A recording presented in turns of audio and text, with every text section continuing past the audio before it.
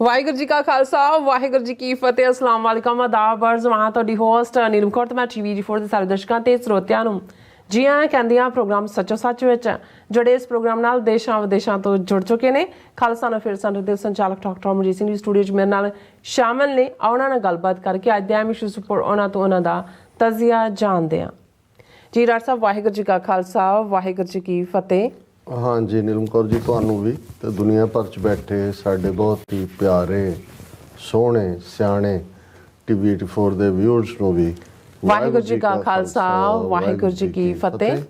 ਸਾਡੇ ਬਹੁਤ ਹੀ ਪਿਆਰੇ ਮੁਸਲਮਾਨ ਭੈਣਾਂ ਭਰਾਵਾਂ ਨੂੰ ਅਸਲਾਮ ਅਲੈਕਮ ਤੇ ਗੰਗਾ ਜਮਨੀ ਤਹਿਜ਼ੀਬ ਦੇ ਹਿੰਦੂ ਤਵੀਆਂ ਨੂੰ ਨਮੋ ਨਮੇ। ਜੀ ਡਾਕਟਰ ਸਾਹਿਬ ਜੀਆਂ ਨੂੰ ਪ੍ਰੋਗਰਾਮ ਸੱਚੋ ਸੱਚ ਵਿੱਚ ਬਹੁਤ ਮਿਹਰਬਾਨੀ ਜੀ ਡਾਕਟਰ ਸਾਹਿਬ। ਅੱਜ 13 ਫਰਵਰੀ 2024 2 ਫੱਗਣ ਨਾਨਕਸ਼ਾਹੀ ਸੰਮਤ 555 ਦਾ ਦਿਨ ਹੈ ਤੇ ਡਾਕਟਰ ਸਾਹਿਬ ਪ੍ਰੋਗਰਾਮ ਸ਼ੁਰੂ ਕਰਨ ਤੋਂ ਪਹਿਲਾਂ ਅਸੀਂ ਦਰਸ਼ਕਾਂ ਤੇ ਸਰੋਤਿਆਂ ਨੂੰ ਹਮੇਸ਼ਾ ਤਰ੍ਹਾਂ ਦੱਸੀ ਵਿਊਅਰਸ ਜੇ ਤੁਸੀਂ ਹੱਕ ਸੱਚ ਇਨਸਾਫ ਤੇ ਪੈਰਾ ਦਿਨ ਦਾ ਇੱਕੋ ਇੱਕ ਚੈਨਲ TV4 ਨੂੰ ਦੇਖਣਾ ਚਾਹੁੰਦੇ ਹੋ ਤਾਂ ਤੁਸੀਂ ਦੇਖ ਸਕਦੇ ਹੋ ਸਪੈਕਟਰਮ ਕੇਬਲ, ਆਰਸੀਨ ਕੇਬਲ, ਪਲਫਿਲਮ ਕੈਨੇਡਾ, ਰੋਕੂ, ਜਾਦੂ ਬਾਕਸ, ਸ਼ਾਵਾ, ਫੇਸਬੁੱਕ TV4 ਦੀ ਐਪ ਰਾਹੀਂ online streaming and IP box ਤੇ ਤੁਸੀਂ TV4 ਨੂੰ ਦੇਖ ਸਕਦੇ ਹੋ।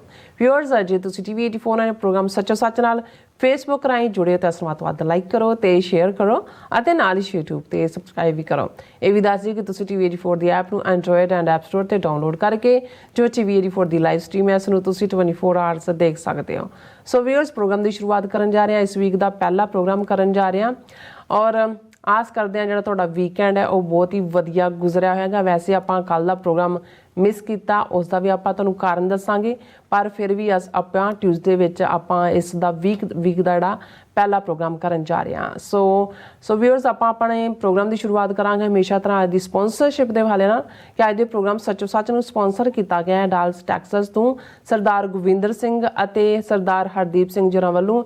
ਇਹਨਾਂ ਨੇ ਜਿਹੜਾ ਅੱਜ ਦਾ ਪ੍ਰੋਗਰਾਮ ਸਪਾਂਸਰ ਕੀਤਾ ਹੈ ਇਹ ਅਮਨਵੀਰ ਸਿੰਘ ਅਤੇ ਰੀਤ ਕੌਰ ਦੀ ਆਨੰਦ ਕਾਰਜ ਦੀ ਖੁਸ਼ੀ ਵਿੱਚ ਕੀਤਾ ਹੈ। ਸੋ ਅਸੀਂ ਇਹਨਾਂ ਦੋਨਾਂ ਵਿਆਹਤਾ ਜੋੜੀ ਨੂੰ ਲੱਖ ਲੱਖ ਵਧਾਈਆਂ ਦਿੰਦੇ ਹਾਂ। ਸੋ ਅਸੀਂ ਸਰਦਾਰ ਗੋਵਿੰਦਰ ਸਿੰਘ ਜੀ ਅਤੇ ਸਰਦਾਰ ਹਰਦੀਪ ਸਿੰਘ ਜੀ ਦਾ ਤਹਿ ਦਿਲ ਤੋਂ ਧੰਨਵਾਦ ਕਰਦੇ ਹਾਂ ਕਿ ਉਹਨਾਂ ਨੇ ਅੱਜ ਦਾ ਪ੍ਰੋਗਰਾਮ ਜਿਹੜਾ ਸਪਾਂਸਰ ਕੀਤਾ। ਔਰ ਤੁਹਾਨੂੰ ਵੀ ਅਪੀਲ ਤੇ ਬੇਨਤੀ ਕਰਦੇ ਹਾਂ ਕਿ ਤੁਸੀਂ ਪ੍ਰੋਗਰਾਮ ਸੱਚੋ ਸੱਚ ਨੂੰ ਵੱਧ ਤੋਂ ਵੱਧ ਸਪਾਂਸਰ ਕਰੋ। ਸਪਾਂਸਰਸ਼ਿਪ ਲਈ ਤੁਸੀਂ ਸਾਨੂੰ ਕਾਲ ਕਰ ਸਕਦੇ ਹੋ ਸਾਡੇ ਫੋਨ ਨੰਬਰ ਤੇ 5166191984 ਸੇਮ ਨੰਬਰ ਤੇ WhatsApp ਕਰ ਸਕਦੇ ਹੋ। ਤੁਸੀਂ ਸਾਨੂੰ ਈਮੇਲ ਵੀ ਕਰ ਸਕਦੇ ਹੋ info@tv4.tv ਤੇ। ਸੋ ਵਿਊਅਰਸ ਪਹਿਲੇ ਸੈਗਮੈਂਟ ਦੇ ਵਿੱਚ ਆਪਾਂ ਜਿਹੜਾ ਆਨੰਦ ਕਾਰਜ ਹੋਇਆ ਹੈ ਬੀਤੇ ਸੈਟਰਡੇ ਉਸ ਦੇ ਹਵਾਲੇ ਨਾਲ ਆਪਾਂ ਗੱਲਬਾਤ ਕਰਨ ਜਾ ਰਹੇ ਹਾਂ ਕਿ ਬੀਤੇ Saturday Gurdwara Singh Sabha dolls Texas ਵਿੱਚ ਜਿਹੜਾ ਸਰਦਾਰ ਅਮਨਵੀਰ ਸਿੰਘ ਅਤੇ ਰੀਤ ਕੌਰ ਦਾ ਜਿਹੜਾ ਆਨੰਦ ਕਾਰਜ ਜਿਹੜਾ ਪੂਰਨ ਗੁਰਮਤ ਮਰਿਆਦਾ ਅਨੁਸਾਰ ਜਿਹੜਾ ਹੋਇਆ ਔਰ ਸਮੁੱਚਾ ਪ੍ਰਬੰਧ ਜਿਹੜਾ ਹੈ ਉਹ ਕੀਤਾ ਗਿਆ ਹੈ ਡਾਲਸ ਦੇ ਪੰਥ ਪਰਿਵਾਰ ਵੱਲੋਂ। ਕਿਉਂਕਿ ਅਮਨਵੀਰ ਸਿੰਘ ਅਤੇ ਰੀਤ ਕੌਰ ਜੀ ਹੋਰਾਂ ਦਾ ਕੋਈ ਵੀ ਨਜ਼ਦੀਕੀ ਰਿਸ਼ਤੇਦਾਰ ਅਮਰੀਕਾ ਵਿੱਚ ਨਹੀਂ ਹੈ। ਸੋ ਅਮਨਵੀਰ ਸਿੰਘ ਇੱਕ ਚੜ੍ਹਦੀ ਵਾਲੇ ਜਿਹੜੇ ਨੌਜਵਾਨ ਨੇ ਔਰ ਖਾਲਿਸਤਾਨ ਦੇ ਕੌਜ਼ ਨੂੰ ਜਿਹੜੇ ਸਮਰਪਿਤ ਨੇ ਬਿਲਕੁਲ ਪੂਰੀ ਤਰ੍ਹਾਂ। ਸੋ TV4 ਦੇ ਵੀ ਪੱਕੇ ਜਿਹੜੇ ਸਪੋਰਟਰ ਨੇ। ਸੋ ਇਸ ਜਿਹੜਾ ਸ਼ੁਭ ਆਨੰਦ ਕਾਰਜ ਹੈਗਾ ਆਦਰਸ਼ ਆਨੰਦ ਕਾਰਜ ਉਸ ਦੇ ਬਾਰੇ ਆਪਾਂ ਗੱਲਬਾਤ ਕਰਨ ਜਾ ਰਹੇ ਹਾਂ। ਸੋ ਅਸੀਂ ਚਾਹਾਂਗੇ ਕਿ ਤੁਸੀਂ ਇਸੇ ਤਰ੍ਹਾਂ ਬਣੇ ਰਹਿਣਾ। ਦੇਖਣ ਸੁਣ ਲਈ ਤੁਹਾਡਾ ਸਭ ਦਾ ਬਹੁਤ ਬਹੁਤ ਸ਼ੁਕਰੀਆ। ਜੀ ਡਾਕਟਰ ਸਾਹਿਬ ਕੀ ਵਿਚਾਰਾਂ ਨੇ ਇਸ ਆਨੰਦ ਕਾਰਜ ਬਾਰੇ? ਦੇਖੋ ਅੱਜ ਵੈਸੇ ਪਹਿਲਾ ਪ੍ਰੋਗਰਾਮ ਅਸੀਂ ਹਫਤੇ ਦਾ ਕਰ ਰਹੇ ਹਾਂ। ਹਾਂਜੀ ਕੱਲ ਸਾਡੇ ਵੀਰ ਸੁਖਵਿੰਦਰ ਸਿੰਘ ਔਰ ਅਮਰਵੀਰ ਸਿੰਘ ਹੋਰਾਂ ਨੇ ਸੱਚੋ ਸੱਚ ਦੇ ਫਾਰਮੈਟ ਦੇ ਵਿੱਚ ਹੀ ਲਗਭਗ 1.5 ਘੰਟੇ ਦਾ ਪ੍ਰੋਗਰਾਮ ਕੀਤਾ ਪਰ ਆਪਾਂ ਨਹੀਂ ਕੀਤਾ ਜਿਸ ਨੂੰ ਸਾਡੇ ਦਰਸ਼ਕਾਂ ਵੱਲੋਂ ਕਾਫੀ ਪਸੰਦ ਕੀਤਾ ਗਿਆ। ਅੱਛਾ ਔਰ ਜਿਵੇਂ ਤੁਸੀਂ ਮੈਂਸ਼ਨ ਕੀਤਾ ਹੈ ਵੀਕਐਂਡ ਆਨੰਦ ਕਾਰਜ ਔਰ ਐਤਵਾਰ ਦਾ ਦੀਵਾਨ ਗੁਰਦੁਆਰਾ ਸਿੰਘ ਸਭਾ 'ਚ ਸੀ ਜੀ। ਸੋ ਅਸੀਂ ਇਸ ਗੱਲ ਨੂੰ ਵੈਸੇ ਯਕੀਨੀ ਬਣਾਉਂਦੇ ਹਾਂ ਕਿ ਮੰਡੇ ਵਾਪਸੀ ਦੇ ਉੱਤੇ ਜਿਹੜਾ ਅਸੀਂ ਪਹੁੰਚ ਜਾਈਏ। ਬਿਲਕੁਲ। ਲੇਕਿਨ ਕਈ ਵਾਰ ਜਿਹੜਾ ਹੈ ਉਹ ਡਿਲੇਜ਼ ਵੀ ਔਰ ਕਈ ਵਾਰ ਹੋਰ ਫੈਕਟਰ ਵੀ ਉਹ ਇੱਕ ਰੁਕਾਵਟ ਬਣਦੇ ਨੇ। ਇਸ ਲਈ ਬੇਸ਼ੱਕ ਅਸੀਂ ਮੰਡੇ ਕੱਲ ਪਹੁੰਚ ਗਏ ਲੇਕਿਨ ਪ੍ਰੋਗਰਾਮ ਨਹੀਂ ਕਰ ਪਾਏ ਔਰ ਅਸੀਂ ਇਸ young anchor and guest Amarveer Singh ਔਰ ਸੁਖਵਿੰਦਰ ਸਿੰਘ ਇਹਨਾਂ ਦਾ ਸ਼ੁਕਰੀਆ ਅਦਾ ਕਰਦੇ। ਇਹਨਾਂ ਦੀ ਟ੍ਰੇਨਿੰਗ ਵੀ ਹੋ ਰਹੀ ਹੈ ਬਿਲਕੁਲ ਔਰ ਅਸੀਂ ਇਹ ਸਮਝਦੇ ਹਾਂ ਵੀ ਅੱਗੋਂ ਕਿਸੇ ਨੇ ਤਾਂ ਇਸ ਬੈਟਨ ਨੂੰ ਕੈਰੀ ਕਰਨਾ ਹੈ, ਗੱਲ ਨੂੰ ਅੱਗੇ ਤੋਰਨਾ ਹੈ ਬਿਲਕੁਲ। ਸੋ ਜ਼ਾਹਰ ਹੈ ਵੀ ਸਾਡੀ ਡਾਲਸ ਫੇਰੀ ਇਸ ਵਾਰ ਐਕਸਕਲੂਸਿਵਲੀ ਜਿਹੜਾ ਅਮਨਵੀਰ ਸਿੰਘ ਔਰ ਰੀਤ ਕੌਰ ਜਿਹਨਾਂ ਦਾ ਆਨੰਦ ਕਾਰਜ ਸੈਚਰਡੇ ਗੁਰਦੁਆਰਾ ਸਿੰਘ ਸਭਾ ਡਾਲਸ 'ਚ ਹੋਇਆ ਜੀ। ਇਸ ਓਕੇਜ਼ਨ ਨੂੰ ਮੁੱਖ ਰੱਖ ਕੇ ਸੀ ਔਰ ਬੇਸ਼ੱਕ ਜਦੋਂ ਅਸੀਂ ਰੈਗੂਲਰ ਮਹੀਨੇ 'ਚ ਇੱਕ ਵਾਰ ਸਪਾਂਸਰ ਦਾ ਮੈਂਸ਼ਨ ਕਰਦੇ ਹਾਂ ਤੇ ਉਸ ਦੇ ਵਿੱਚ ਅਮਨਵੀਰ ਸਿੰਘ ਔਰ ਭਾਈ ਗੋਬਿੰਦਰ ਸਿੰਘ ਹੋਰਾਂ ਦਾ ਨਾਮ ਹੁੰਦਾ ਹੈ। ਬਿਲਕੁਲ। ਪਰ ਅੱਜ ਅਮਨਵੀਰ ਸਿੰਘ ਔਰ ਰੀਤ ਕੌਰ ਦੇ ਵਿਆਹ ਦੀ ਖੁਸ਼ੀ ਦੇ ਵਿੱਚ ਭਾਈ ਸਪਾਂਸਰ ਗੋਬਿੰਦਰ ਸਿੰਘ ਔਰ ਉਹਨਾਂ ਦੇ ਹੀ ਨੈਫਿਊ ਨੇ ਹਰਦੀਪ ਸਿੰਘ, ਅੱਛਾ, ਜਿਹੜਾ ਇੱਕ ਚੜ੍ਹਦੀ ਕਲਾ ਵਾਲਾ ਸਿੰਘ ਹੈ ਇੱਥੇ, ਕਿਉਂਕਿ ਭਾਈ ਗੋਬਿੰਦਰ ਸਿੰਘ ਵੀ ਡਾਕਟਰ ਰਣਜੀਤ ਸਿੰਘ ਹੋਰਾਂ ਦੇ ਬਹੁਤ ਨਜ਼ਦੀਕੀਆਂ ਚੋਂ ਭਰਾਵਾਂ ਵਾਂਗ, ਦੋਸਤਾਂ ਵਾਂਗ ਭਰਾਵਾਂ ਵਰਗੇ ਦੋਸਤ। ਤੇ ਹਰਦੀਪ ਸਿੰਘ ਵੀ ਜਦੋਂ ਇੱਥੇ 95 ਚ ਆਇਆ, ਪੂਰੀ ਪੰਥਕ ਭਾਵਨਾ ਵਾਲਾ ਨੌਜਵਾਨ ਸੀ ਉਦੋਂ ਵੀ, ਅੱਜ ਵੀ ਉਸ ਕਿਸਮ ਦਾ ਹੀ ਉਸ ਦਾ ਉਤਸ਼ਾਹ ਹੈ। ਔਰ ਮੈਨੂੰ ਯਾਦ ਹੈ ਵੀ ਜਿਹੜੀਆਂ ਸਾਡੀਆਂ ਮੁੱਢਲੀਆਂ ਸਪੀਚਸ ਸ਼ਿਕਾਗੋ ਦੇ ਗੁਰਦੁਆਰਾ ਪੈਲੇਟਾਈਨ 'ਚ 92-93 ਪੀਰੀਅਡ ਸੀ, ਉਦੋਂ ਅਜੇ ਟੀਵੀ ਤਾਂ ਦੂਰ ਦੀ ਗੱਲ, ਅਜੇ ਤਾਂ ਵੀਡੀਓਜ਼ ਦਾ ਵੀ ਕੋਈ ਬਹੁਤਾ ਚਲਨ ਨਹੀਂ ਸੀ ਔਰ ਬਹੁਤ ਥੋੜੇ ਗੁਰਦੁਆਰੇ ਸੀ ਜਿਨ੍ਹਾਂ ਦੇ ਵਿੱਚ ਚੰਗਾ ਰਿਕਾਰਡਿੰਗ ਸੈੱਟ ਲੱਗਾ ਹੁੰਦਾ ਸੀ ਜਿਹਦੇ 'ਚ ਆਟੋਮੈਟਿਕਲੀ ਆਡੀਓ ਕੈਸਟ ਬਣ ਜਾਂਦੀ ਸੀ।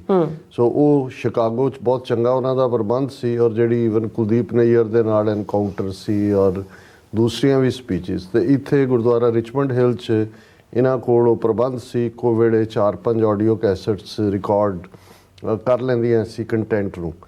ਸੋ ਇਹ ਹਰਦੀਪ ਸਿੰਘ ਉਹਨਾਂ ਨੌਜਵਾਨਾਂ ਚੋਂ ਸੀ ਜਿਹੜਾ ਡਾਕਟਰ ਰਣਜੀਤ ਸਿੰਘ ਹੋਰਾਂ ਦੀ ਟੀਮ ਦਾ ਹਿੱਸਾ ਸੀ ਕਿ ਸਾਰੀ ਰਾਤ ਜਾਗਦੇ ਰਹਿ ਕੇ ਇਹਨਾਂ ਨੇ ਕਈ ਸੌ ਕਰਕੇ ਔਰ ਉਹ ਬਾਕਸਿਸ ਬਣਾ ਕੇ ਫਿਰ ਦੁਨੀਆ ਭਰ ਦੇ ਵਿੱਚ ਪਹੁੰਚਾਏ। ਔਰ ਦੁਬਈ ਤੋਂ ਸਾਡੇ ਵੀਰ ਭਾਈ ਸੰਤੋਖ ਸਿੰਘ, ਜਿਹੜੇ ਹੁਣ ਜਿਨ੍ਹਾਂ ਨੂੰ ਅਸੀਂ ਵੀਕਐਂਡ ਮਿਲਣਾ ਇੰਡੀਆਨਾ, ਉੱਥੋਂ ਹੀ ਆਏ ਸੀ, ਤਾਂ ਉਹਨਾਂ ਨਾਲ ਵੀ ਉਹ ਕਹਿੰਦੇ ਜੀ ਅਸੀਂ ਤਾਂ ਤੁਹਾਨੂੰ 92 ਚ ਉਦੋਂ ਟੇਪਾਂ ਤੁਹਾਡੀਆਂ ਸਾਡੇ ਤੱਕ ਪਹੁੰਚੀਆਂ।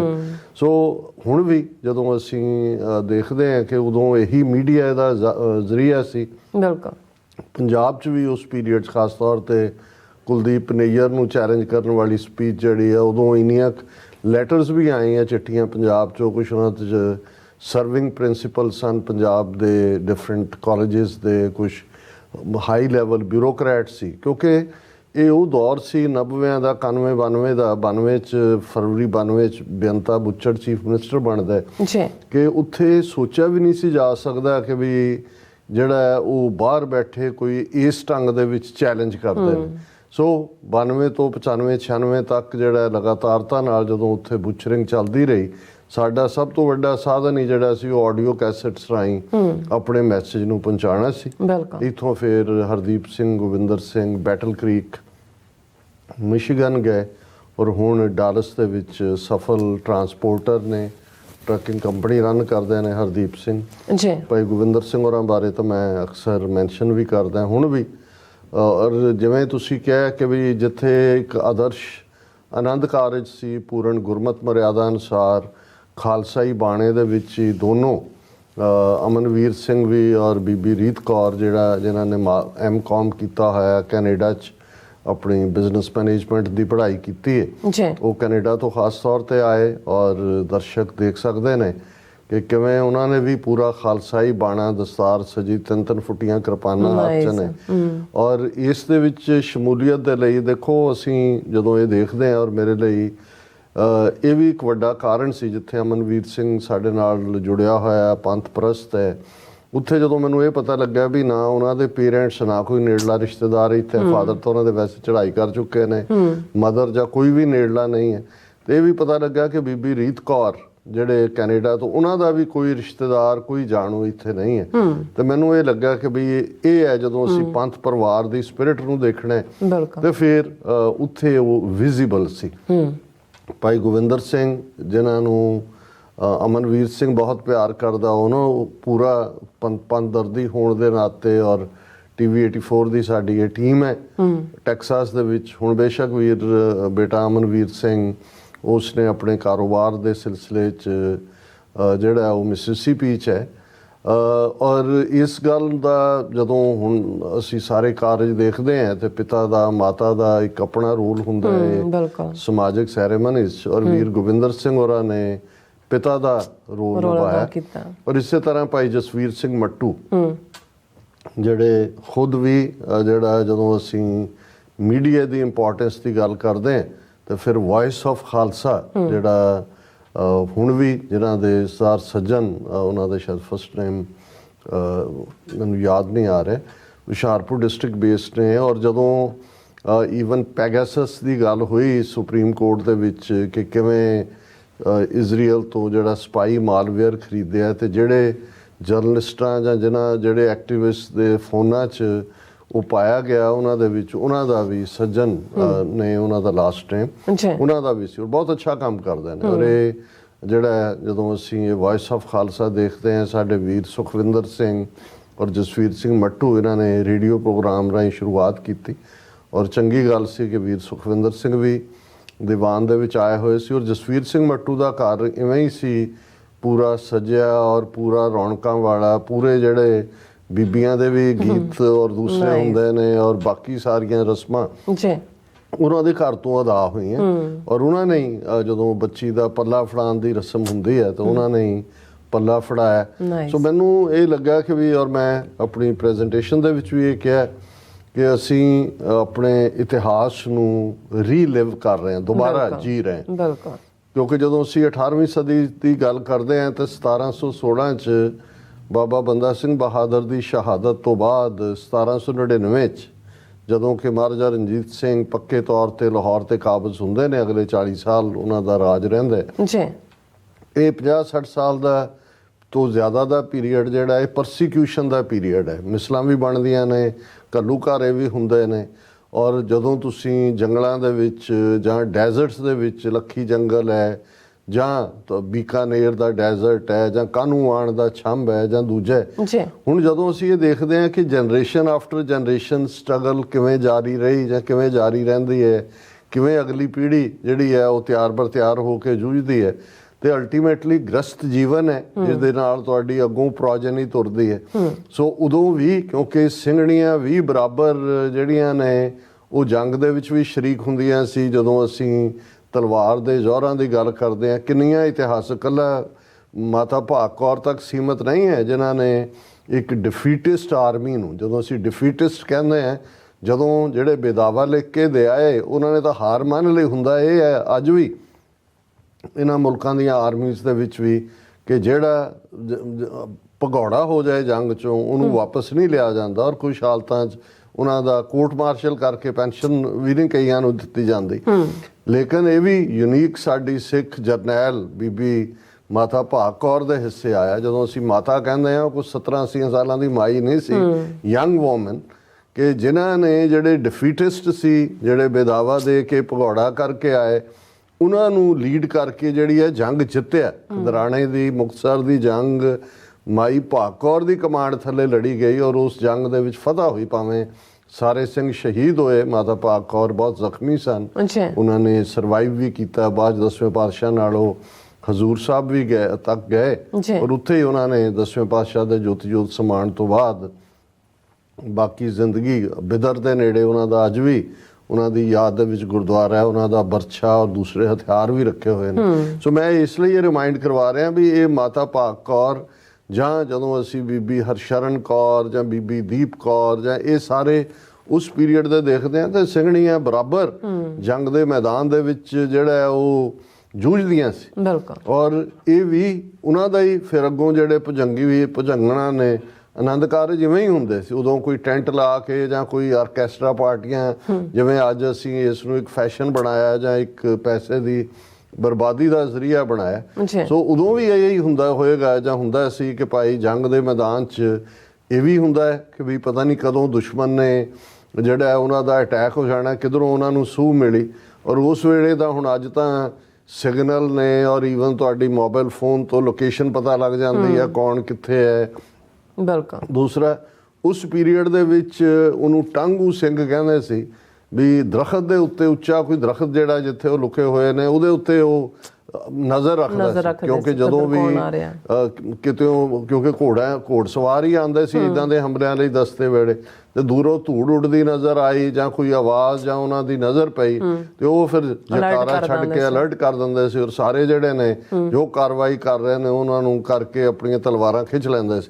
ਸੋ ਉਹਨਾਂ ਹਾਲਾਤਾਂ ਦੇ ਵਿੱਚ ਹੀ ਗੁਰਬਾਣੀ ਦੇ ਪਾਠ ਵੀ ਜਿਵੇਂ ਅਖੰਡ ਪਾਠ ਦਾ ਰੁਝਾਨ ਉਸ ਦੌਰ ਦੇ ਵਿੱਚ ਹੀ ਸ਼ੁਰੂ ਹੁੰਦਾ ਹੈ ਕਿਉਂਕਿ ਛੋਟੇ ਜਥਿਆਂ ਦੇ ਕੋਲ ਤਾਂ ਗੁਰੂ ਗ੍ਰੰਥ ਸਾਹਿਬ ਦੇ ਸਰੂਪ ਨਹੀਂ ਸੀ, ਉਹ ਵੱਡੇ ਜਥਿਆਂ ਦੇ ਕੋਲ ਸੀ। ਉਹਨਾਂ ਤੋਂ ਕਈ ਵਾਰ ਉਧਾਰ ਲੈਂਦੇ ਸੀ ਜਾਂ ਵਕਤੀ ਤੌਰ ਤੇ ਜਾਂ ਔਰ ਉਹਨਾਂ ਹਾਲਾਤਾਂ 'ਚ ਹੀ ਉਹ ਆਨੰਦ ਕਾਰਜ ਹੁੰਦੇ ਸੀ। ਅੱਛਾ। ਸੋ ਮੈਂ ਜਦੋਂ ਐਡਰੈਸ ਵੀ ਕੀਤਾ ਹੈ ਸੰਗਤ ਨੂੰ, ਮੇਰੇ ਸਾਹਮਣੇ ਇੱਕ ਉਹ ਉਦਾਹਰਣ ਸੀ, ਤੇ ਦੂਸਰੀ ਸਾਡੇ ਜੁਝਾਰੂ ਸੰਘਰਸ਼ ਦੇ ਪੀਰੀਅਡ 'ਚ। ਜੀ। ਹੁਣ 84 ਤੋਂ 95 96 ਤੱਕ ਚੱਲੇ ਸੰਘਰਸ਼ ਦੇ ਦੌਰਾਨ ਜਿਹੜੇ ਸਿੰਘ ਭਗੌੜੇ ਸੀ ਜੰਗ ਦੇ ਮੈਦਾਨ ਦੇ ਵਿੱਚ, ਦੁਨੀਆ ਤੋਂ ਭਗੌੜੇ ਸੀ, ਜੰਗ ਦੇ ਮੈਦਾਨ 'ਚ ਤਾਂ ਜੂਝਦੇ ਸੀ, ਵੰਗਾਰਦੇ ਸੀ। ਇਵੇਂ ਹੀ ਕੁਝ ਬੱਚੀਆਂ ਸਿੰਘਣੀਆਂ ਜਿਹੜੀਆਂ ਘਰਾਂ ਦੇ ਵਿੱਚ, ਜਿਨ੍ਹਾਂ ਨੇ ਆਪਣੇ ਪੇਰੈਂਟਸ ਜਾਂ ਦੂਸਰਿਆਂ ਨੂੰ ਇਹ ਕਿਹਾ ਸੀ ਕਿ ਵੀ ਅਸੀਂ ਵਿਆਹ ਹੀ ਜਿਹੜਾ ਜੁਝਾਰੂ ਸਿੰਘ ਨਾਲ ਕਰਨਾ। ਇਹ ਹਾਲਾਂਕਿ ਕਿਉਂਕਿ ਅਜੇ ਸਾਡੀ ਸਟਰਗਲ ਚੱਲ ਰਹੀ ਹੈ, ਸਾਰੀ ਮੂਵਮੈਂਟ ਦਾ ਇਤਿਹਾਸ, ਉਹ ਵੈਸੇ ਵੀ ਇਤਿਹਾਸ ਬਾਰੇ ਕਿਹਾ ਜਾਂਦਾ ਹੈ ਵੀ ਟਰੂ ਹਿਸਟਰੀ ਉਦੋਂ ਲਿਖੀ ਜਾਂਦੀ ਹੈ ਜਦੋਂ ਡਸਟ ਸੈਟਲ ਹੋ ਜਾਂਦੀ ਹੈ, ਜੋ ਚੱਲ ਰਿਹਾ ਹੁੰਦਾ। ਬਿਲਕੁਲ। ਸੋ ਇਸ ਕਿਸਮ ਦੀਆਂ ਦਰਜਨਾਂ ਉਦਾਹਰਨਾਂ ਨੇ ਜਿਹਦੇ 'ਚ ਸਿੰਘ ਔਰ ਸਿੰਘਣੀ ਜਿਨ੍ਹਾਂ ਦਾ ਤਾਜ਼ਾ ਆਨੰਦ ਕਾਰਜ ਹੋਇਆ, ਉਹਨਾਂ ਹਾਲਾਤਾਂ 'ਚ ਹੀ ਹੋਇਆ ਜਿਵੇਂ ਅਸੀਂ ਜੰਗ ਦੇ ਮੈਦਾਨ ਦੀ ਗੱਲ ਕੀਤੀ ਹੈ। ਔਰ ਬੜੇ ਥੋੜੇ ਅਰਸੇ ਬਾਅਦ ਉਹ ਸ਼ਹੀਦੀਆਂ ਪਾ ਗਏ। ਈਵਨ ਅਸੀਂ ਭਾਈ ਪ੍ਰੋਫੈਸਰ ਦਵਿੰਦਰਪਾਲ ਸਿੰਘ ਭੁੱਲਰ ਦਾ ਜ਼ਿਕਰ ਕੀਤਾ ਸੀ, ਉਹ ਬੇਸ਼ੱਕ ਆਲਮੋਸਟ 30 ਸਾਲ ਤੋਂ ਜੇਲ੍ਹ 'ਚ ਨੇ, ਔਰ ਉਹਨਾਂ ਦੀ ਸਿੰਘਣੀ ਕੈਨੇਡਾ ਦੀ ਸਿਟੀਜ਼ਨ ਸੀ, ਉਦੋਂ ਵੀ ਨਵਜੋਤ ਕੌਰ ਸ਼ਾਇਦ ਉਹਨਾਂ ਦਾ ਨਾਂ ਹੈ। ਅੱਛਾ। ਔਰ ਵਿਆਹ ਤੋਂ ਮੇਰਾ ਖਿਆਲ ਹੈ ਕੁਝ ਹਫ਼ਤਿਆਂ ਬਾਅਦ ਹੀ ਜਿਹੜਾ ਉਹ ਭਗੌੜਾ ਹੀ ਹੋ ਗਏ। ਮਤਲਬ ਦਵਿੰਦਰਪਾਲ ਸਿੰਘ ਨੇ ਘਰ ਜਿਹੜਾ ਉਹ ਸਿੰਘਾਂ ਦੇ ਜਥਿਆਂ 'ਚ ਰਲ ਗਏ, ਔਰ ਬੀਬੀ ਨੇ ਇੰਨੀ ਲੰਬੀ ਸਟਰਗਲ ਕੀਤੀ ਹੈ, ਕੈਨੇਡਾ ਆਏ। ਹਾਲਾਂ ਉਹਨਾਂ ਦੇ ਉੱਤੇ ਵੀ ਫੈਮਿਲੀ ਦਾ ਸੀ ਕਿ ਭਾਈ ਤੈਨੂੰ ਕੀ ਥੋੜ ਪਈ ਹੈ, ਕੀ ਹੈ। ਉਹਨੇ ਕਿਹਾ ਵੀ ਨਹੀਂ, ਮੇਰੀ ਆਨੰਦ ਕਾਰਜ ਹੋਇਆ। ਔਰ ਇਹ ਉਹ ਵਿਲ ਵੀ ਹੁੰਦੀ ਹੈ। ਔਰ ਇਹ ਇਸ ਕਿਸਮ ਦੀਆਂ ਜਿਹੜਾ ਸਿੰਘਣੀਆਂ ਨੇ, ਈਵਨ ਪੇਰੈਂਟਸ ਨੂੰ ਵੀ ਪਤਾ ਹੁੰਦਾ ਸੀ ਕਿ ਵੀ ਇਹ ਬੀਬੀ ਕਹਿੰਦੀ ਆ ਵੀ ਸਿੰਘ ਨਾਲ ਵਿਆਹ ਕਰਨਾ, ਤੇ ਐਵਰੇਜ ਉਮਰ ਜਿਹੜਾ ਇਸ ਲਹਿਰ ਵੱਲ ਚੱਲਿਆ ਉਹ 5 ਤੋਂ 6 ਸਾਲ ਸੀ ਵੱਧ ਤੋਂ ਵੱਧ। ਬਿਲਕੁਲ। ਵੈਰੀ ਫਿਊ ਨੇ ਜਿਹੜੇ ਲੰਬਾ ਵਕਤ 12 ਸਾਲ ਸਰਵਾਈਵ ਕੀਤੇ, ਨਹੀਂ ਤਾਂ ਜਿਹੜਾ ਹੁੰਦਾ ਸੀ 3-4 ਸਾਲ ਦੇ ਵਿੱਚ। ਲੇਕਿਨ ਉਹਨਾਂ ਨੇ ਇਹੀ ਨਹੀਂ ਕਿ ਵੀ ਆਪਣਾ ਇਰਾਦਾ ਇਸ ਜਿਹਨੂੰ ਬਾਅਦ ਦੇ ਵਿੱਚ, ਕਿਉਂਕਿ ਇਹ ਜਿਹੜੀ ਸਿੰਘਾਊਪਣੇ ਦੀ ਸਪਿਰਿਟ ਸੀ ਬੀਬੀਆਂ ਦੇ ਵਿੱਚ ਵੀ, ਸਿੰਘਾਂ ਵਾਲੀ ਗੈਰਤ ਅਣਖ ਦੀ, ਇਹ ਦੁਸ਼ਮਣ ਨੂੰ ਬਹੁਤ ਚੁੱਭਦੀ ਸੀ। ਔਰ ਉਹਨਾਂ ਨੇ ਜਦੋਂ ਇੱਕ ਕਰੈਕਟਰ ਅਸੈਸੀਨੇਸ਼ਨ ਕੈਂਪੇਨ ਸ਼ੁਰੂ ਕੀਤਾ, ਔਰ ਇਸ ਦੀ ਸ਼ੁਰੂਆਤ ਵੀ ਬਾਅਦ 'ਚ ਜਿਹੜੇ ਇਹਨਾਂ ਦਾ IB ਦਾ ਚੀਫ ਮਲੋਏ ਧਰ, ਜਿਹਨੇ ਓਪਨ ਸੀਕ੍ਰੇਟਸ ਕਿਤਾਬ ਲਿਖੀ, ਖੁੱਲੇ ਖਤ, ਉਸ ਤੋਂ ਪਹਿਲਾਂ ਉਹਨੇ ਇੱਕ ਕਿਤਾਬ ਲਿਖੀ ਬਿਟਰ ਹਾਰਵੈਸਟ, ਕੌੜੀ ਫਸਲ। ਹੁਣ ਉਸ ਦੇ ਵਿੱਚ ਉਹਨੇ ਸਿੰਘਾਂ ਦੇ ਕਰੈਕਟਰ ਨੂੰ ਜਿਹੜਾ ਹੈ ਉਹ ਛੁਟਿਆਉਣ ਦੀ ਕੋਸ਼ਿਸ਼ ਕੀਤੀ। ਔਰ ਜਿਨ੍ਹਾਂ ਘਰਾਂ ਦੇ ਵਿੱਚ ਜਾਂ ਜਿਨ੍ਹਾਂ ਬੱਚੀਆਂ ਨੇ ਵਲੰਟੈਰਲੀ ਆਪਣੇ ਮਾਪਿਓ ਨੂੰ ਮਨਾ ਕੇ ਆਨੰਦ ਕਾਰਜ ਕੀਤੇ ਸੀ, ਉਹਨਾਂ ਨੂੰ ਜਿਹੜਾ ਹੈ ਉਹ ਸਿੰਘਾਂ ਦੇ ਨਾਲ ਜੋੜ ਕੇ ਕਿ ਐਜ਼ ਇਫ ਉਹਨਾਂ ਨੇ ਘਰਾਂ ਦੇ ਵਿੱਚ ਰਹਿ ਕੇ ਜਿਹੜਾ ਉਹ ਗਲਤ ਕੰਮ ਕੀਤੇ, ਔਰ ਉਸ ਕਹਾਣੀ ਦੇ ਨਾਲ ਜੋੜਨਾ ਚਾਹਿਆ, ਕਿਉਂਕਿ ਉਹ ਡਿਊ ਕ੍ਰੈਡਿਟ ਨਹੀਂ ਸੀ ਦੇਣਾ ਚਾਹੁੰਦੇ ਸਿੰਘਣੀਆਂ ਨੂੰ ਕਿ ਭਾਈ ਕਿਵੇਂ ਬੱਚੀਆਂ ਨੇ ਖੁਦ ਕੁਝ ਹਾਲਤਾਂ ਦੇ ਵਿੱਚ ਜਿਹੜੀ ਹੈ ਇਹ ਚੋਣ ਕੀਤੀ। ਸੋ ਮੈਨੂੰ ਯਾਦ ਹੈ ਕਿ ਇਸ ਦੌਰ ਦੇ ਵਿੱਚ ਵੀ ਜਿਹੜੇ ਆਨੰਦ ਕਾਰਜ ਸੀ, ਉਦੋਂ ਤਾਂ ਇਹੀ ਕਈ ਵਾਰ, ਔਰ ਇਹ ਜਦੋਂ ਅਸੀਂ ਆਨੰਦ ਕਾਰਜ ਤੋਂ ਅਗਲੇ ਦਿਨ ਐਤਵਾਰ, ਕਿਉਂਕਿ ਸਾਡੀ ਬੜੀ ਅਣਖੀ ਜਥੇਬੰਦੀ ਖਾਲਿਸਤਾਨ ਕਮਾਂਡੋ ਫੋਰਸ ਦੇ ਜਨਰਲ ਲਾਭ ਸਿੰਘ, ਉਹਨਾਂ ਦੀ ਸਿੰਘਣੀ ਸਾਹਿਬਾਂ ਬੀਬੀ ਦਵਿੰਦਰ ਕੌਰ, ਉਹਨਾਂ ਦੇ ਬੱਚੇ ਰਾਜੇਸ਼ਵਰ ਸਿੰਘ, ਪ੍ਰਦੀਪ ਸਿੰਘ ਡਾਲਸ ਰਹਿੰਦੇ ਨੇ। ਔਰ ਮੇਰੇ ਲਈ ਇਹ ਜ਼ਰੂਰੀ ਹੁੰਦਾ ਹੈ ਕਿ ਜਿੱਥੇ ਵੀ ਮੈਂ ਜਦੋਂ ਜਾਂਦਾ ਹੈ, ਜਿਹੜੇ ਸ਼ਹੀਦ ਪਰਿਵਾਰਾਂ ਨਾਲ ਸੰਬੰਧਿਤ ਨੇ, ਉਹਨਾਂ ਦੇ ਘਰ ਵਿਜ਼ਿਟ ਕਰਨਾ ਮੇਰੇ ਲਈ ਇਹ ਇੱਕ ਪਿਲਗ੍ਰਿਮੇਜ ਹੁੰਦਾ ਹੈ, ਜਿਵੇਂ ਤੁਸੀਂ ਇੱਕ ਕਿਸੇ ਤੀਰਥ ਦੀ ਯਾਤਰਾ ਕਰਦੇ ਹੋ। ਸੋ ਅਸੀਂ ਐਤਵਾਰ ਜਿੱਥੇ ਅੱਡ ਹੋਰ ਥਾਵਾਂ ਤੇ ਵੀ ਮਿਲੇ, ਉੱਥੇ ਉਹਨਾਂ ਦੇ ਘਰ ਗਏ, ਔਰ ਉਹਨਾਂ ਦਾ ਬੇਟਾ ਰਾਜੇਸ਼ਵਰ ਸਿੰਘ ਔਰ ਹੋਰ ਵੀ ਉਹਨਾਂ ਨੇ 2-4 ਸੱਜਣ ਸੱਦੇ ਹੋਏ ਸੀ। ਸੋ ਉਹ ਕਹਿਣ ਲੱਗਿਆ ਕਿ ਜੀ ਡਾਕਟਰ ਸਾਹਿਬ, ਅੱਜ ਤੁਸੀਂ ਜਦੋਂ ਆਪਣੀ ਸਪੀਚ ਦੇ ਵਿੱਚ ਇਸ ਲਹਿਰ ਦੇ ਵੇਲੇ ਗੱਲ ਕੀਤੀ ਕਿ ਭਾਈ ਫਲਾਣੇ ਦਾ ਵਿਆਹ ਜਿਹੜਾ ਹੈ ਉਹ ਕਿਵੇਂ ਹੋਇਆ, ਤੇ ਉਹ ਕਹਿੰਦਾ ਵੀ ਸਾਡੇ ਮਾਤਾ ਜੀ, ਯਾਨੀ ਮਾਤਾ ਦਵਿੰਦਰ ਕੌਰ, ਉਹ ਕਹਿੰਦੇ ਸੀ ਡਾਕਟਰ ਸਾਹਿਬ ਨੇ ਬਿਲਕੁਲ ਠੀਕ ਹੈ, ਕਹਿੰਦੇ ਕਈ ਲਾਵਾਂ ਤੇ ਸ਼ਾਮ ਨੂੰ ਪੜ੍ਹੀਆਂ ਗਈਆਂ। ਫਿਰ ਉਹ ਈਵਨ ਭਾਈ ਪਰਮਜੀਤ ਸਿੰਘ ਪੰਜਵੜ ਦਾ ਜ਼ਿਕਰ ਕਰਨ ਲੱਗੇ ਕਿ ਭਾਈ ਉਹਨੂੰ ਇੱਕ ਤਾਬਿਆ 'ਚ ਸਿੰਘ ਬਹਿ ਗਿਆ, ਉਹਨੇ ਲਾਵਾਂ ਪੜ੍ਹੀਆਂ, ਉੱਥੇ ਕੀਰਤਨ ਤੇ ਦੂਸਰੇ ਦਾ ਕਿੱਥੇ ਟਾਈਮ ਸੀ, ਹਾਂਜੀ, ਅਰਦਾਸਾ ਸੋਧਿਆ ਔਰ ਜਕਾਰੇ ਗਜਾ ਕੇ ਤੇ ਕੜਾਹ ਪ੍ਰਸ਼ਾਦੀ ਦੇਗ ਦੇ ਨਾਲ ਵਧਾਈਆਂ ਹੋ ਗਈਆਂ। ਸੋ ਮਤਲਬ ਇਹ ਹੁਣ ਦੇ ਦੌਰ ਦੇ ਵਿੱਚ ਵੀ ਜਿਹੜਾ ਹੈ ਇਸ ਕਿਸਮ ਦਾ ਵਰਤਾਰਾ ਰਿਹਾ। ਹੁਣ ਤੀਸਰੀ ਜਿਹੜੀ, ਜਦੋਂ ਅਸੀਂ ਜਲਾਵਤਨੀ ਦੀ ਗੱਲ ਕਰਦੇ ਹਾਂ, ਐਗਜ਼ਾਈਲ, ਹੁਣ ਇਹ ਐਗਜ਼ਾਈਲ, ਵਤਨ ਤੁਹਾਡੀ ਧਰਤੀ ਹੈ, ਤੁਹਾਡੀ ਮਿੱਟੀ ਹੈ, ਤੇ ਜਲਾਵਤਨ ਅਸੀਂ ਕਹਿੰਦੇ ਹਾਂ, ਵੈਸੇ ਕਈ ਥਾਵਾਂ ਤੇ ਜਲਾਵਤਨ ਹੁੰਦਾ ਹੈ ਕਿ ਵੀ ਜਦੋਂ ਤੁਹਾਨੂੰ ਤੁਸੀਂ ਵਤਨ ਚੋਂ ਤੁਹਾਨੂੰ ਕੱਢ ਦਿੱਤਾ ਜਾਏ ਜਾਂ ਉਹ ਹਾਲਾਤ ਬਣ ਜਾਣ ਕਿ ਤੁਸੀਂ ਵਤਨ ਚੋਂ ਨਿਕਲ ਜਾਓ। ਉਹਨੂੰ ਅਸੀਂ ਐਗਜ਼ਾਈਲ ਕਹਿੰਦੇ ਹਾਂ ਅੰਗਰੇਜ਼ੀ। ਇੱਕ ਜ਼ਮਾਨਾ ਸੀ ਕਿ ਵੀ ਇਹ ਕਿਵੇਂ ਦੁਸ਼ਮਣ ਫੋਰਸ ਕਰਦਾ ਸੀ, ਜਿਵੇਂ ਜੇ ਪਹਿਲੀ ਜਲਾਵਤਨੀ ਕਹਿਣਾ ਹੋਏ ਉਹ ਸਾਰੇ ਦੌਰ ਦੇ ਵਿੱਚ ਇੱਕ ਤਾਂ ਭਾਈ ਮਹਾਰਾਜ ਸਿੰਘ ਜਿਨ੍ਹਾਂ ਨੂੰ ਗ੍ਰਿਫਤਾਰ ਕਰਕੇ ਔਰ ਬਗਾਵਤ ਦਾ ਕੇਸ ਬਣਾ ਕੇ ਉਹਨਾਂ ਨੂੰ ਜਿਹੜਾ ਉਹ ਤਾਂ ਕੈਦ 'ਚ ਹੀ ਰਹੇ, ਉਹਨਾਂ ਦੀ ਜਲਾਵਤਨੀ ਵੀ ਸੀ, ਸਿੰਗਾਪੁਰ ਭੇਜਿਆ ਗਿਆ। ਪਰ ਜਦੋਂ ਮੈਂ ਹਿਸਟਰੀ ਦੇ ਪੱਖ ਤੋਂ ਦੇਖਦਾ ਤਾਂ ਪਹਿਲੀ ਜਲਾਵਤਨੀ ਮਹਾਰਾਜਾ ਰਣਜੀਤ ਸਿੰਘ ਦੇ ਸਭ ਤੋਂ ਛੋਟੇ ਫਰਜ਼ੰਦ ਜਿਹੜਾ ਮਹਾਰਾਜਾ ਬਣ ਚੁੱਕਾ ਸੀ, ਇਕੱਲਾ ਉਹ ਸ਼ਹਿਜ਼ਾਦਾ ਨਹੀਂ ਸੀ, ਉਹਨੂੰ ਕਰਾਊਨ ਉਹਦੇ ਸਿਰ ਤੇ ਰੱਖਿਆ, ਮਹਾਰਾਜਾ ਦਲੀਪ ਸਿੰਘ।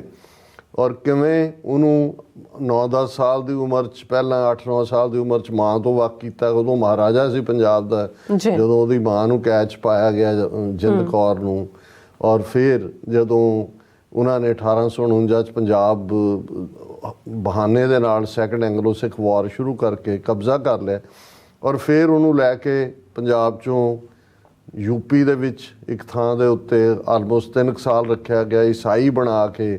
ਫਿਰ ਜਿਹੜਾ 13-14 ਸਾਲ ਦੀ ਉਮਰ ਦੇ ਵਿੱਚ ਉਹਨੂੰ UK ਜਿਹੜਾ ਜਲਾਵਤਨ ਕਰ ਦਿੱਤਾ ਗਿਆ। ਔਰ ਉਹ ਕਦੇ ਵੀ ਜਿਹੜਾ ਹੈ ਨਾ ਜਿੰਦਾ ਕਦੇ ਵਾਪਸ ਆ ਸਕੀ, ਔਰ ਈਵਨ ਉਸ ਦੀ ਕ੍ਰਿਮੇਸ਼ਨ ਵੀ ਪੰਜਾਬ ਦੀ ਧਰਤੀ ਦੇ ਉੱਤੇ ਨਹੀਂ ਹੋਣ ਦਿੱਤੀ ਗਈ, ਕਿਉਂਕਿ ਮਰਨ ਤੋਂ ਪਹਿਲਾਂ ਬੀਬੀ ਮਹਾਰਾਣੀ ਜਿੰਦਾ ਨੇ ਇਹ ਖਾਹਿਸ਼ ਜ਼ਾਹਿਰ ਕੀਤੀ ਸੀ ਕਿ ਮੇਰੀਆਂ ਹੱਡੀਆਂ ਇਸ ਨਿਰਦਈ ਧਰਤੀ ਤੇ ਨਾ ਰੋਲੀ।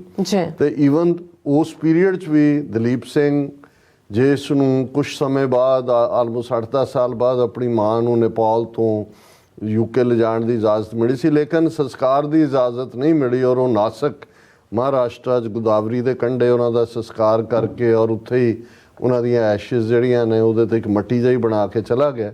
ਬਾਅਦ 'ਚ ਜਦੋਂ ਦਲੀਪ ਸਿੰਘ ਦੀ ਛੋਟੀ ਬੇਟੀ ਬੰਬਾ ਜਿਹਦੀ 1959 ਦੇ ਵਿੱਚ ਅਖੀਰ ਲਾਹੌਰ ਦੇ ਵਿੱਚ ਜਿਸ ਨੇ ਆਪਣਾ ਅਖੀਰਲਾ ਸਾਹ ਲਿਆ, ਉਹ ਜਦੋਂ 1920 'ਚ ਆਈ ਤਾਂ ਉਸਨੇ ਕਿਹਾ ਕਿ ਵੀ ਮੇਰੀ ਜਿਹੜਾ ਦਾਦੀ ਦੀ ਜਿਹੜੀ ਹੈ ਉਹ ਮਹਾਰਾਣੀ ਜਿੰਦਾ ਦੀ ਡਿਜ਼ਾਇਰ ਤਾਂ ਪੂਰੀ ਕਰੋ। ਉਦੋਂ ਸਿੱਖ ਸਰਦਾਰ ਹਰਬੰਸ ਸਿੰਘ ਅਟਾਰੀ ਔਰ ਦੂਸਰਿਆਂ ਦੇ ਰਾਹੀਂ ਉੱਥੋਂ ਉਹਨਾਂ ਐਸ਼ਿਜ਼ ਨੂੰ ਲਿਆ ਕੇ ਲਾਹੌਰ 'ਚ ਜਿਹੜਾ ਉਹਨਾਂ ਦੀਆਂ ਅੰਤਮ ਰਸਮਾਂ ਕੀਤੀਆਂ ਗਈਆਂ। ਸੋ ਇਹ ਜੇ ਕਹਿਣਾ ਹੋਏ ਤਾਂ ਇਹ ਉਹ ਜਲਾਵਤਨੀ ਸੀ ਜਿੱਥੇ ਦਲੀਪ ਸਿੰਘ ਸਿੱਖਦਾ ਰਿਹਾ।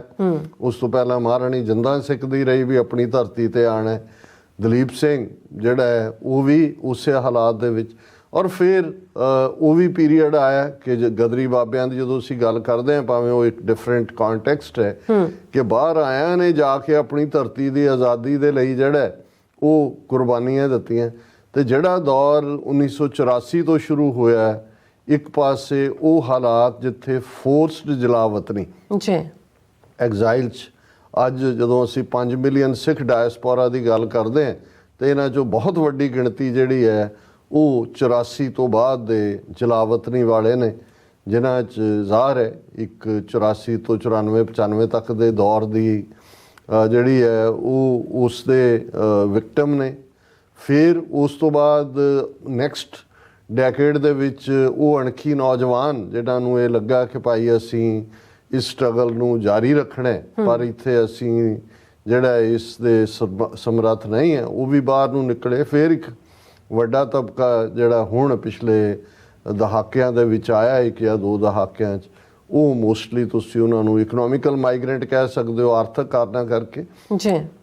ਪਰ ਆਰਥਿਕ ਕਾਰਨਾਂ ਕਰਕੇ ਵੀ ਇਸੇ ਕਰਕੇ ਕਿਉਂਕਿ ਪੰਜਾਬ ਨੂੰ ਜਿਹੜਾ ਸਾਡਾ ਖੂਬਸੂਰਤ ਮੁਲਕ ਦੇਸ਼ ਪੰਜਾਬ, ਜਿਹਨੂੰ ਕਦੇ ਪੰਜਾਬੀ ਗੀਤਾਂ ਦੇ ਵਿੱਚ ਇਹ ਕਹਿ ਕੇ ਗੁੰਦਿਆ ਹੋਇਆ ਸੀ ਇਹਨਾਂ ਗੀਤਾਂ ਨੇ ਕਿ ਭਾਈ ਸਈਓ ਦੇਸਾਂ ਵਿੱਚੋਂ ਦੇਸ ਪੰਜਾਬ ਨਹੀਂ ਸਈਓ, ਜਿਵੇਂ ਫੁੱਲਾਂ ਵਿੱਚੋਂ ਫੁੱਲ ਗੁਲਾਬ ਨਹੀਂ ਸਈਓ। ਕਿ ਭਾਈ ਜਿਵੇਂ ਗੁਲਾਬ ਦਾ ਫੁੱਲ ਬਾਗ ਦੇ ਵਿੱਚ ਕਿੰਨੇ ਰੰਗਾਂ ਦੇ ਕਿੰਨੀਆਂ ਖੁਸ਼ਬੂਆਂ ਵਾਲੇ ਫੁੱਲ ਨੇ, ਪਰ ਗੁਲਾਬ ਦਾ ਆਪਣਾ ਮਹਿਕਣਾ ਟਹਿਕਣਾ, ਉਸ ਦਾ ਇੱਕ ਆਪਣਾ ਜਿਹੜਾ ਉਹ ਰੂਪ ਔਰ ਉਸ ਦੀ ਖੁਸ਼ਬੂ ਹੈ। ਇਸੇ ਤਰ੍ਹਾਂ ਦੇਸ਼ ਹਰ ਇੱਕ ਨੂੰ ਆਪਣਾ ਪਿਆਰਾ ਹੁੰਦਾ, ਭਾਵੇਂ ਕੋਈ ਡੈਜ਼ਰਟ ਦੇ ਵਿੱਚ ਹੀ ਰਹਿ ਰਿਹਾ ਹੋਏ, ਉਹ ਵੀ ਉਹਦਾ ਦੇਸ਼ ਹੁੰਦਾ। ਪਰ ਪੰਜਾਬ ਦੇਸ਼ ਪੰਜਾਂ ਦੇ ਉਹਨਾਂ ਦਰਿਆਵਾਂ ਦੀ ਧਰਤੀ ਔਰ ਉਸ ਥਾਂ ਤੋਂ ਜਲਾਵਤਨੀ ਹੋਣਾ ਉਹ ਆਰਥਿਕ ਕਾਰਨਾਂ ਕਰਕੇ। ਔਰ ਜਦੋਂ ਅਸੀਂ ਈਵਨ ਮੈਂ ਆਪਣੀਆਂ ਕਈ ਪ੍ਰੈਜੈਂਟੇਸ਼ਨ 'ਚ ਵੀ ਇਹ ਗੱਲ ਕਹਿੰਦਾ ਕਿ ਰਾਜ ਸ਼ਕਤੀ ਦਾ ਕੀ ਕਮਾਲ ਹੁੰਦਾ ਹੈ। ਜਦੋਂ ਅਸੀਂ ਮਹਾਰਾਜਾ ਰਣਜੀਤ ਸਿੰਘ ਦੇ ਦੌਰ ਦੀ ਗੱਲ ਕਰਦੇ ਹਾਂ, ਜਿਸ 'ਚ ਹਿੰਦੂ, ਸਿੱਖ, ਮੁਸਲਮਾਨ, ਈਸਾਈ ਸਾਰਿਆਂ ਨੇ ਉਸ ਖੁਸ਼ਹਾਲੀ ਨੂੰ ਮਾਣਿਆ, ਤੇ 50 ਤੋਂ ਜ਼ਿਆਦਾ ਫੋਰਨਰਸ, ਜਿਨ੍ਹਾਂ ਦੇ ਵਿੱਚ ਇਟਾਲੀਅਨ ਨੇ, ਫਰੈਂਚ ਨੇ, ਪੈਨਸਿਲਵੇਨੀਆ ਦਾ ਇੱਕ ਅਮਰੀਕਨ ਡਾਕਟਰ ਹੈ, ਰਸ਼ੀਅਨ ਨੇ, ਕਿੰਨੇ ਹੋਰ ਹੋਣਗੇ, ਇਹ ਰਿਕਾਰਡਡ ਭਾਈ ਕਾਹਨ ਸਿੰਘ ਨਾਭਾ ਦੇ ਮਹਾਨ ਕੋਸ਼ 'ਚ ਅਸੀਂ ਦੇਖ ਸਕਦੇ ਹਾਂ, ਜਿਹੜੇ ਇਹਨਾਂ ਮੁਲਕਾਂ 'ਚੋਂ ਜਾ ਕੇ ਸਿੱਖ ਰਾਜ ਦੇ ਵਿੱਚ ਜਿਹੜਾ ਹੈ ਉਹ ਨੌਕਰੀ ਕਰਦੇ ਸੀ। ਜਨਰਲ ਤੋਂ ਲੈ ਕੇ ਡਾਕਟਰਸ ਤੋਂ ਲੈ ਕੇ ਬੋਟੈਨਿਸਟ ਔਰ ਦੂਸਰੇ ਇਸ ਕਿਸਮ ਦੇ ਜਿਹੜੇ ਨੇ ਉਹ ਕੰਮਾਂ ਦੇ ਉੱਤੇ ਸੀ ਜੀ। ਔਰ ਉਸ ਪੀਰੀਅਡ ਦੇ ਪੰਜਾਬ 'ਚੋਂ ਅਸੀਂ ਕੋਈ ਇੱਕ ਵੀ ਮਾਈਗ੍ਰੇਸ਼ਨ ਨਹੀਂ ਦੇਖਦੇ। ਮੈਂ ਜਦੋਂ ਕਹਿੰਦਾ ਵੀ ਦਲੀਪ ਸਿੰਘ ਪਹਿਲਾ ਫੋਰਸਡ ਮੈਨ ਹੈ, ਮਾਈਗ੍ਰੈਂਟ ਜਾਂ ਇਨ ਐਗਜ਼ਾਈਲ, ਜਿਹਨੂੰ ਸੁੱਟਿਆ ਗਿਆ, ਔਰ ਬਾਅਦ ਦੇ ਵਿੱਚ ਜਿਹੜਾ ਬ੍ਰਿਟਿਸ਼ ਦੀ ਜਦੋਂ ਕਾਲੋਨੀ ਪੰਜਾਬ ਬਣਿਆ, ਫਿਰ ਉਹ ਮਾਈਗ੍ਰੇਸ਼ਨ ਕੀਨੀਆ, ਯੁਗਾਂਡਾ, ਅਫਰੀਕਨ ਕੰਟਰੀਜ਼ ਦੀ ਹੋਏ, ਜਾਂ ਕੈਨੇਡਾ, ਅਮਰੀਕਾ ਦੀ ਹੋਏ, ਜਾਂ ਬਾਕੀ ਜਿੱਥੇ ਜਿੱਥੇ ਇਹਨਾਂ ਦੀਆਂ ਕਾਲੋਨੀਜ਼ ਸੀ, ਕੁਛ ਜਿਹੜੇ ਨੇ ਸੂਰੀ ਆਈਲੈਂਡ ਕੀ ਹੈ, ਔਰ ਟ੍ਰਿਨੀਡੈਡ, ਉਸ ਤੋਂ ਪਹਿਲਾਂ ਫਿਜੀ, ਔਰ ਦੂਸਰੇ, ਇਹ ਸਾਰੇ ਦੌਰ ਦੇ ਵਿੱਚ ਰਹੇ।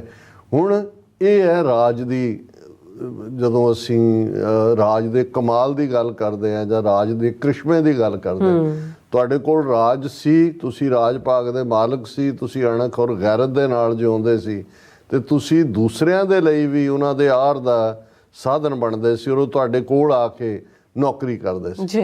ਜਦੋਂ ਤੁਹਾਡੇ ਕੋਲ ਖੁਸ਼ਹਾਲੀ ਨਹੀਂ ਹੈ, ਤੁਸੀਂ ਆਪ ਮੰਗਤ ਹਾਲਤ ਦੇ ਵਿੱਚ, ਤੁਹਾਨੂੰ ਦੁਸ਼ਮਣ ਨੇ ਧੱਕ ਦਿੱਤਾ ਹੈ, ਉਸ ਦੀਆਂ ਆਰਥਿਕ ਨੀਤੀਆਂ ਨੇ, ਤੇ ਤੁਸੀਂ ਦਰ-ਦਰ ਜਿਹੜਾ ਉਹ ਭਟਕਦੇ ਫਿਰਦੇ ਹੋ। ਔਰ ਇਸ ਦੇ ਉੱਤੇ ਮੈਂ ਅਕਸਰ ਇੱਕ ਜਿਹੜੀ ਗੱਲ ਉਹਨਾਂ ਦੀ ਅਮੀਨ ਮਲਕ, ਜਿਹੜੇ ਹੁਣ ਤਾਂ ਚੜ੍ਹਾਈ ਕਰਕੇ ਲਹਿੰਦੇ ਪੰਜਾਬ ਦੇ ਲਿਖਾਰੀ, ਉਹਨਾਂ ਨੇ ਇੱਕ ਵਾਕਿਆ ਜਿਹੜਾ ਜਿੰਨੀ ਵਾਰੀ ਵੀ ਸੁਣਾਓ ਉਨੀ ਵਾਰੀ ਥੋੜ੍ਹਾ ਲੱਗਦਾ।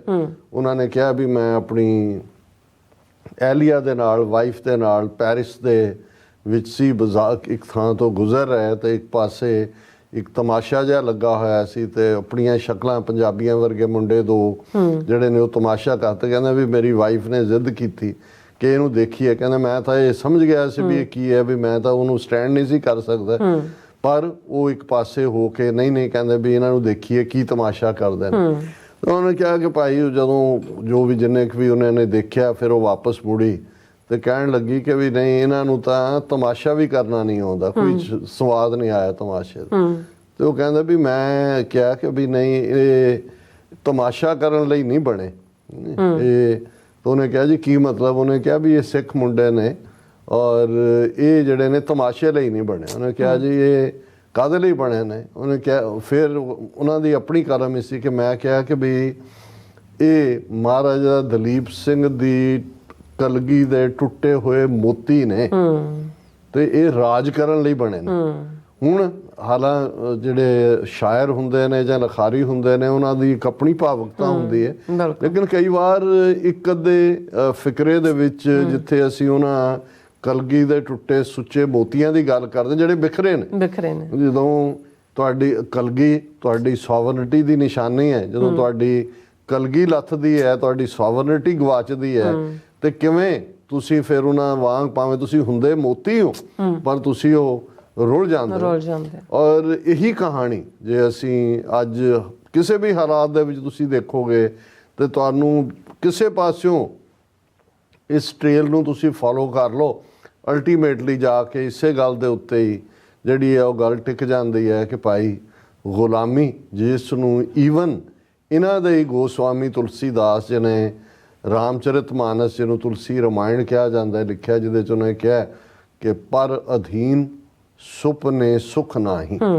ਕਿ ਜਿਹੜਾ ਕਿਸੇ ਦੇ ਅਧੀਨ ਹੁੰਦਾ ਹੈ ਉਹਨੂੰ ਸੁਪਨੇ ਦੇ ਵਿੱਚ ਵੀ ਜਿਹੜਾ ਹੈ ਉਹ ਸੁਖ ਨਸੀਬ ਨਹੀਂ ਹੁੰਦਾ। ਔਰ ਸਾਡੇ ਬਾਬਾ ਫਰੀਦ, ਜਿਨ੍ਹਾਂ ਦੀ ਬਾਣੀ ਕਲਾਮ ਨੂੰ ਅਸੀਂ ਪੜ੍ਹਦੇ ਹਾਂ ਗੁਰੂ ਗ੍ਰੰਥ ਸਾਹਿਬ 'ਚ, ਕਿ ਫਰੀਦਾ ਬਾਰ ਪਰਾਇਆ ਬੈਸਨਾ ਸਾਈਂ ਮੁਝੇ ਨਾ ਦੇ, ਜੇ ਤੂੰ ਐਵੇਂ ਰਖਸੀ ਜਿਉ ਸਰੀਰੋਂ ਲੈ। ਕਿ ਭਾਈ ਇਹ ਜਿਹੜੀ ਜ਼ਲਾਲਤ ਹੈ ਕਿਸੇ ਦੀ ਮੁਤਾਜੀ, ਔਰ ਇਹੀ ਕਿ ਜਿਨ੍ਹਾਂ ਦਾ ਕੋਲ ਰਾਜ ਹੁੰਦਾ ਹੈ, ਜਿਸ ਕਾ ਰਾਜ किसी का सुपना कि ड्रीम्स ਉਹਦੇ ਕੋਲ ਹੀ ਹੁੰਦੇ ਨੇ, ਉਹੀ ਡ੍ਰੀਮਸ ਫੁੱਲਫਿਲ ਕਰਦਾ ਜਿਨ੍ਹਾਂ ਦਾ ਰਾਜ ਹੁੰਦਾ ਹੈ, ਪੋਲੀਟੀਕਲ ਪਾਵਰ ਹੁੰਦੀ ਹੈ।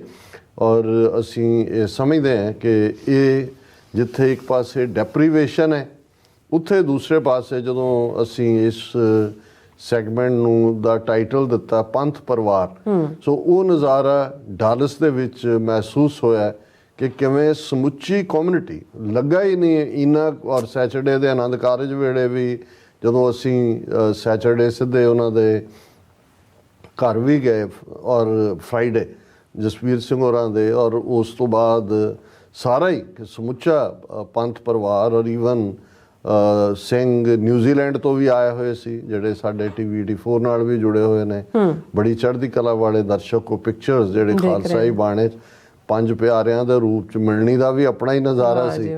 ਉਹ ਜਿਹੜੇ ਦੋ ਸਿੰਘ ਉਹਨਾਂ ਵੱਲੋਂ ਉਹਨਾਂ ਦੇ ਜਿਹੜਾ ਹਜ਼ੂਰੀਆ ਗਲ ਚ ਪਾ ਕੇ ਜਕਾਰਿਆਂ ਦੀ ਗੂੰਜ ਦੇ ਵਿੱਚ, ਔਰ ਇਵੇਂ ਹੀ ਜਿਹੜੀ ਹੈ ਆਨੰਦ ਕਾਰਜ ਦੀ ਰਸਮ ਹੋਈ। ਔਰ ਅਸੀਂ ਜਿੱਥੇ ਵੀਰ ਗੋਵਿੰਦਰ ਸਿੰਘ ਔਰ ਭਾਈ ਜਸਵੀਰ ਸਿੰਘ ਮੱਟੂ, ਇਹਨਾਂ ਦਾ ਖਾਸ ਤੌਰ ਤੇ ਧੰਨਵਾਦ ਕਰਦੇ ਕਿ ਇਹਨਾਂ ਨੇ ਪਿਤਾ ਦਾ ਰੋਲ ਦੋਨੋਂ ਹੀ ਜਿਹੜੇ ਵਰ ਔਰ ਬੱਧੂ ਔਰ ਲਾੜਾ ਔਰ ਲਾੜੀ, ਜੇ ਠੀਕ ਪੰਜਾਬੀ 'ਚ ਕਹਿਣਾ ਹੋਏ, ਉਹਨਾਂ ਦੇ ਬਿਹਾਫ ਦੇ ਉੱਤੇ ਨਿਭਾਇਆ।